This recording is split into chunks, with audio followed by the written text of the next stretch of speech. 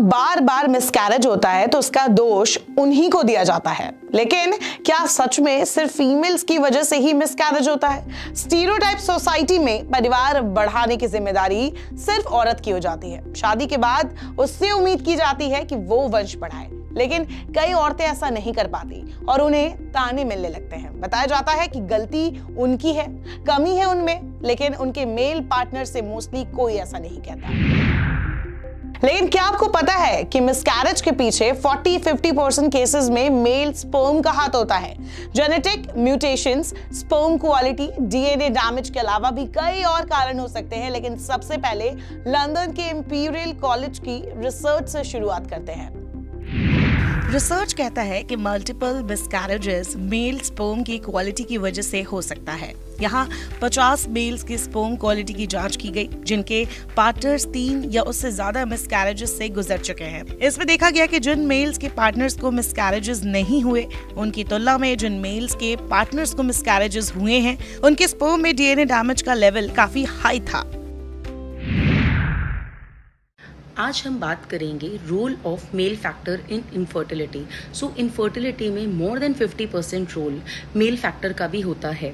क्या स्पर्म की क्वालिटी अगर ख़राब होती है तो ये प्रेगनेंसी को अफेक्ट करता है? सो एक सिंपल सी लैंग्वेज में समझाना चाहूँगी कि अगर 3 से ज़्यादा बार रिकरेंट प्रेगनेंसी लॉस हो रहा है, बायोकेमिकल प्रेगनेंसी आके जा रही है, सो हमेशा मेल फैक्टर को ज़रूर टेस्ट करना चाहिए। ये प्रॉपर एक गाइडलाइन है। मेल फैक्टर बहुत इंपॉर्टेंट रोल प्ले करता है। सो एक हेल्दी प्रेगनेंसी के लिए एक गुड क्वालिटी एग और एक गुड क्वालिटी स्पर्म दोनों की ज़रूरत है। अगर स्पर्म सही क्वालिटी का नहीं होगा तो प्रेगनेंसी आके चली जाएगी, जिसको बोलते हैं बायोकेमिकल मिसकैरेजेस हो जाते हैं, आगे जाके भी दिक्कत आती है। बांझपन एक ऐसी बीमारी है जो मेल और फीमेल दोनों फैक्टर्स के कारण हो सकती है और ये जेंडर स्पेसिफिक नहीं है। भारत में बांझपन एक बर्डन है और रिपोर्ट्स के मुताबिक लगभग 22 से 33 मिलियन कपल्स इनफर्टाइल है। इसीलिए अब जरूरी है कि सिर्फ फीमेल फैक्टर नहीं बल्कि मेल स्पर्म हेल्थ पर भी फोकस किया जाए और रिस्पॉन्सिबिलिटी बांटी जाए। इसके लिए जरूरी है कि आप स्पर्म फैक्टर को समझें।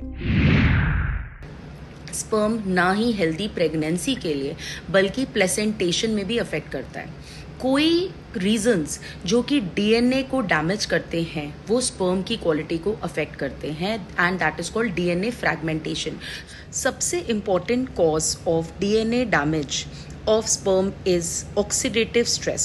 So anything that is causing oxidative stress वो reactive oxygen species create करते हैं and that causes the damage of DNA. इसकी वजह से जो मेल फैक्टर है वो सीवियरली अफेक्ट होता है और आगे जाके प्रेगनेंसी लॉसेस, मेल इनफर्टिलिटी, ये सारी चीज़ें होती हैं। अब क्या क्या ये फैक्टर्स हैं? इसमें सबसे इंपॉर्टेंट एक फैक्टर है दैट इज़ डायबिटीज़। अगर अनकंट्रोल्ड डायबिटीज़ है बहुत सालों का तो स्पर्म क्वालिटी सिवियरली अफेक्टेड होगी। अगर आपकी स्मोकिंग की हिस्ट्री है कई सालों की, भले आपने अभी बंद कर दिया बट प्रीवियसली बहुत साल की है, sperm quality will be affected.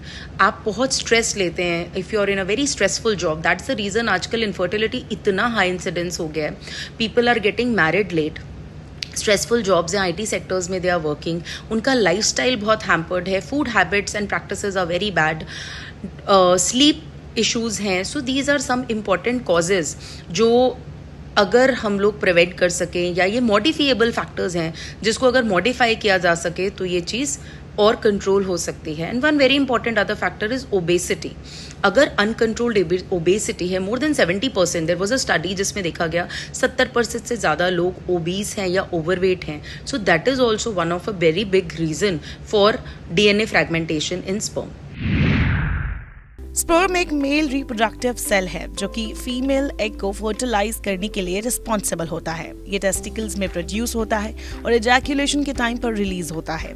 हर एक ह्यूमन स्पर्म में एक हेड, मिड पीस और एक टेल होता है। हेड में जेनेटिक मटेरियल जैसे पिता का डीएनए होता है, वही टेल स्पर्म को फीमेल रिप्रोडक्टिव ट्रैक्ट में मूव करने में हेल्प करता है। स्पर्म फीटस यानी भ्रूण के विकास के लिए भी बहुत जरूरी है। रिसर्च बताता है कि प्लेसेंटा के फॉर्मेशन में स्पर्म एक बड़ा रोल प्ले करता है। प्लेसेंटा भ्रूण को न्यूट्रिएंट और ऑक्सीजन सप्लाई करने के लिए जरूरी होता है, इसीलिए हेल्दी स्पर्म का होना भी उतना ही जरूरी होता है।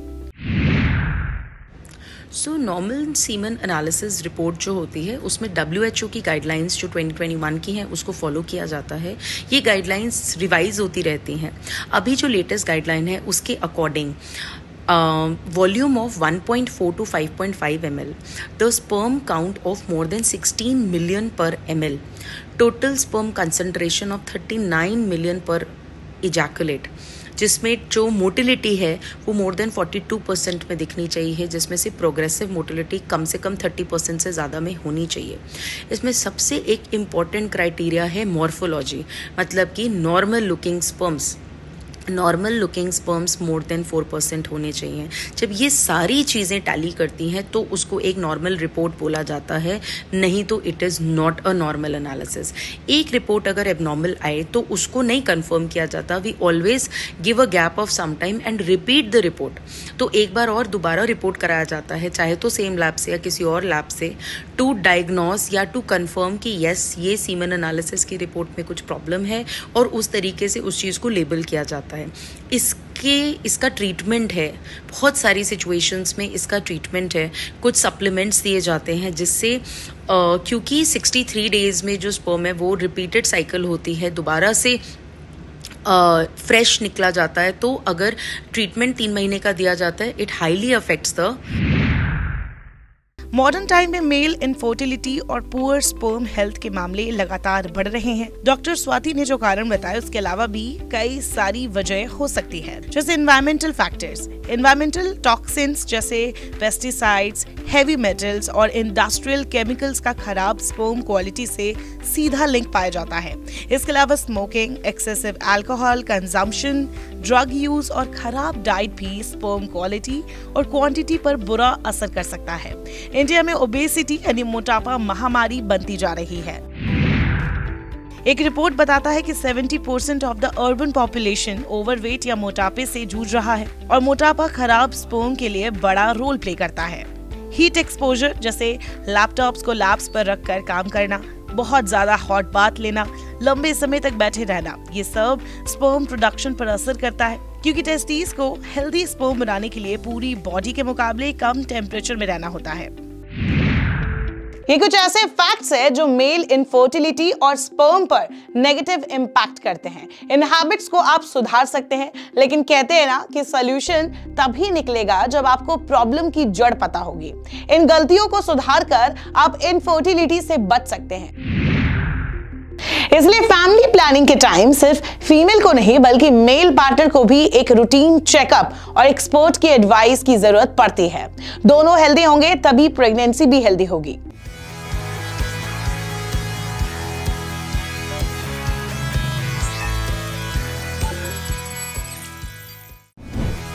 इस शो का बस एक ही मकसद है, break the taboo and make you aware.